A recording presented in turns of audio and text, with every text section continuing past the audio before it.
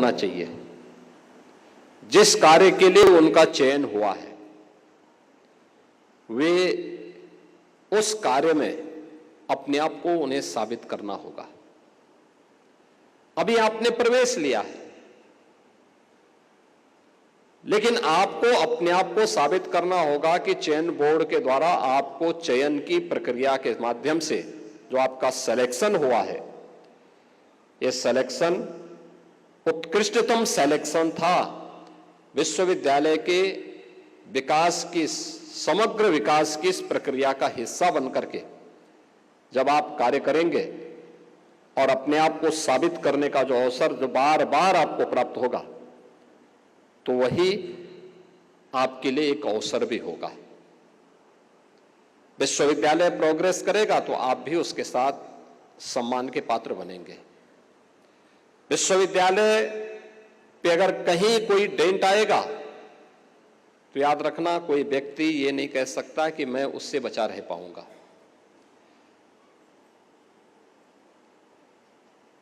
हर एक व्यक्ति जो संस्था से जुड़ा हुआ है उसकी प्रगति का हिस्सेदार भी है, और अगर उसकी प्रगति नहीं बल्कि उन्नति के बजाय वह अवनति की तरफ जा रहा है तो उस अवनति के लिए जिम्मेदार भी है।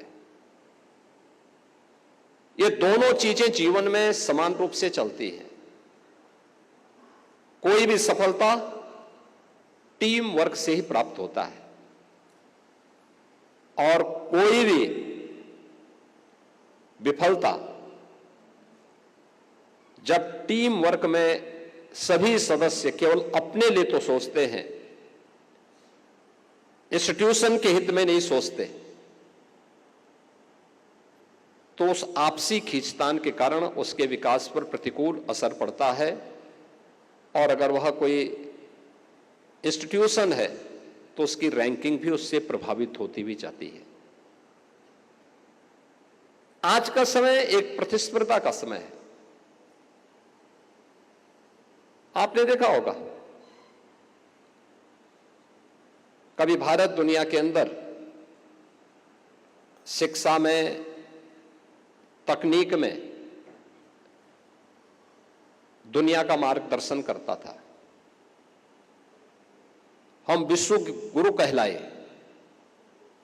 क्योंकि हम लीड करते थे दुनिया को। कहते हैं 1600 ईस्वी के पहले दुनिया की जीडीपी में भारत की हिस्सेदारी 30% से अधिक थी।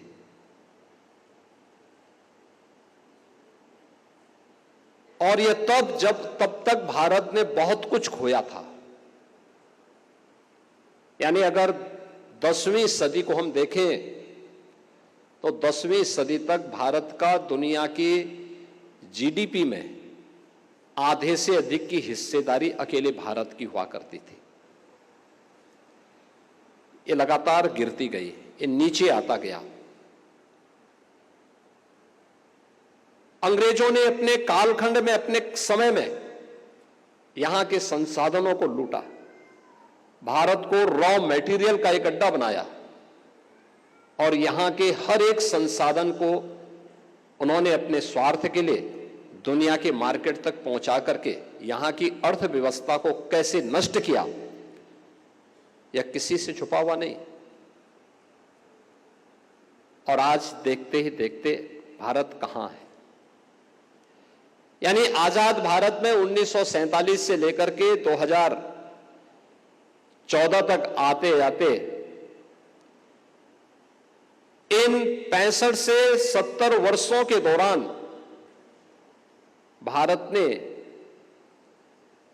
हर एक क्षेत्र में कुछ न कुछ तो किया होगा, लेकिन भारत दुनिया की केवल 11वीं अर्थव्यवस्था बन पाया था। और पिछले 10 वर्ष के अंदर भारत ने जो प्रगति की, हर एक क्षेत्र में आज आप देखते होंगे कुछ नयापन देखने को मिलता है, एक नई ऊर्जा, एक नया उत्साह, एक नया उमंग हम सबको देखने को मिलता है। आज भारत दुनिया की 5वीं बड़ी अर्थव्यवस्था बन गया है और अगले 2 वर्ष के अंदर 2 वर्ष के अंदर भारत दुनिया की तीसरी बड़ी अर्थव्यवस्था बनने वाला है। यानी भारत इसलिए तीसरी बड़ी अर्थव्यवस्था बन रहा है क्योंकि आज भारत की विकास की दर दुनिया के अंदर किसी भी अन्य देश की तुलना में सबसे बेहतर दिशा में आगे बढ़ रही है। हर एक क्षेत्र में भारत आज अपनी एक नई पहचान के साथ आगे बढ़ रहा है। आज दुनिया के सामने भारत अपने आप को साबित कर रहा है, हर भारतीय अपने आप को साबित कर रहा है। प्रधानमंत्री मोदी जी के नेतृत्व में पिछले 10 वर्ष में बदलते हुए भारत को हम सब ने देखा है। हो सकता है इससे पहले भी हो संभावना थी, क्योंकि देश तो वही है, संसाधन भी वही है, तंत्र भी वही है, नेतृत्व बदला और उस नेतृत्व ने अपने दूरदर्शिता के कारण आज भारत को दुनिया के सामने उन ऊंचाइयों तक पहुंचाने का काम किया है जहां पर जाने के लिए पूरी दुनिया उतावली दिखती है। मित्रों, किसी व्यक्ति हो या देश, उसकी सबसे सही पहचान का समय होता है जब उसके सामने चुनौती होती है, संकट होता है। दुनिया के सामने संकट आया था वैश्विक महामारी कोरोना के दौरान। दुनिया के बड़े बड़े देश धराशायी हो गए, पस्त हो गए कोरोना के सामने। उनकी हालत अत्यंत खराब हो चुकी थी। लेकिन भारत एक ऐसा देश था जहां पर प्रधानमंत्री मोदी जी के नेतृत्व में पूरा भारत लोकतांत्रिक मूल्यों को बनाए रखते हुए भी 140 करोड़ लोगों को फ्री में टेस्टिंग की सुविधा प्रदान कर रहा था। उन्हें फ्री में उपचार की सुविधा भी प्रदान कर रहा था। उनके लिए वैक्सीनेशन के कार्यक्रम को भी उनके साथ जोड़ रहा था। फ्री में वैक्सीन भी सभी लोगों को दे दिए और जरूरतमंदों को फ्री में राशन की सुविधा का भी लाभ प्रदान कर रहा था। दुनिया के अंदर किसी देश में नहीं हो पा रहा था। कहीं वैक्सीन नहीं था, कहीं टेस्टिंग किट नहीं थी, कहीं पर राशन के लिए लोग परेशान थे, कहीं उपचार की व्यवस्था नहीं थी। और दुनिया की बड़ी बड़ी ताकतें इस महामारी के सामने पस्त होती हुई दिखाई दी। लेकिन भारत ने अपने आप को साबित किया। अवसर सबको मिलते हैं, याद रखना। जो कोरोना कालखंड में दुनिया के सामने अवसर थे, वे अवसर सबको मिलते हैं।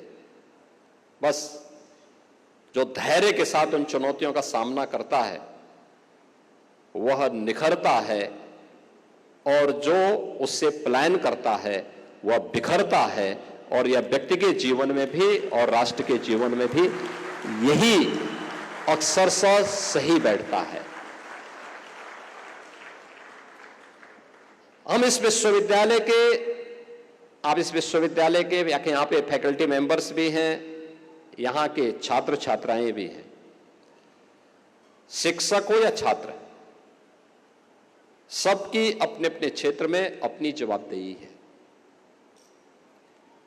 और हमारा प्रयास होना चाहिए कुछ नयापन करने की, लीक से हट करके कुछ नयापन करने की। और ये हर एक क्षेत्र में संभावनाएं हैं।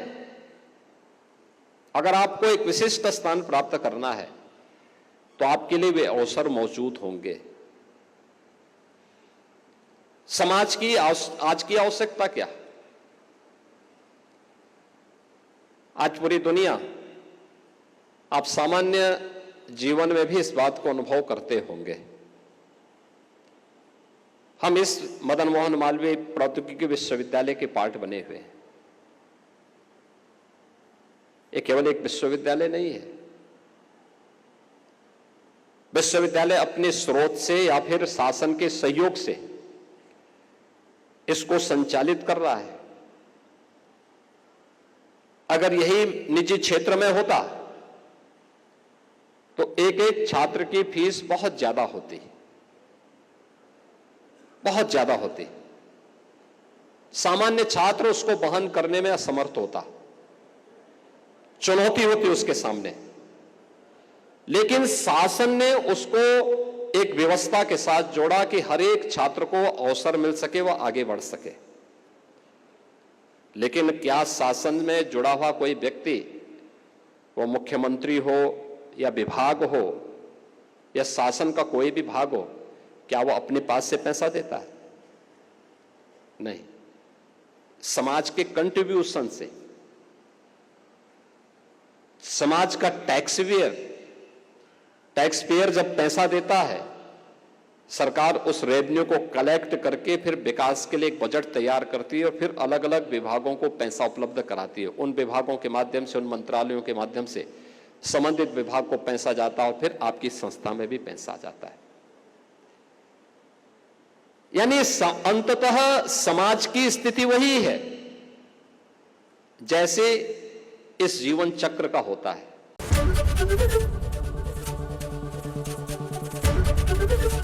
एबीपी गंगा, खबर आपकी, जुबान आपकी।